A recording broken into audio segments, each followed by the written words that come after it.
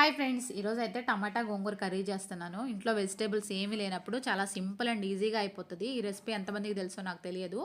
మా ఇంట్లో అయితే మా చిన్నప్పుడు మా అమ్మ పొద్దున్నే లేసి కేజీల లెక్క పత్తికి వెళ్ళేటప్పుడు వాళ్ళ దగ్గర ఎక్కువ టైం ఉండకపోయేది. ఆ టైంలో వాళ్ళు వెజిటేబుల్స్ అన్నీ కట్ చేసి టమాటాలు, పచ్చిమిరపకాయ, ఉల్లిపాయ కట్ చేసి ఉప్పు, కారం అన్నీ వేసేసి కొంచెం ఆయిల్ వేసి ఇంక అందులో నీళ్లు పోసేసి కలిపి పెట్టేవాళ్ళు. కలిపి పెట్టేసుకొని ఇంక పొయ్యి మీద పెట్టేసుకొని ఒక ఉడికిన తర్వాత కొంచెం నీళ్ళన్నీ దగ్గరకు వచ్చిన తర్వాత అందులో గోంగూర వేసేసి ఇంకా గోంగూర కూడా ఉడికిన తర్వాత దాన్ని రుబ్బేసుకొని ఇంక డైరెక్ట్గా ఇంకా అదే బాక్సుల్లో పెట్టుకొని వెళ్ళేవాళ్ళు అనమాట. నాకు బాగా గుర్తుంది చిన్నప్పుడు.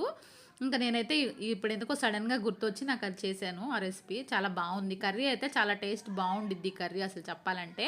ఇంకా మీ దగ్గర కూడా ఎప్పుడైనా టైం లేనప్పుడు ఇలాంటి రెసిపీస్ ట్రై చేయండి. ఇంకా లాస్ట్లో వచ్చేసి కొంచెం కొత్తిమీర ఇంకా కరివేపాకు వేసి గార్నిష్ చేసుకోండి, టేస్ట్ బాగుంటుంది.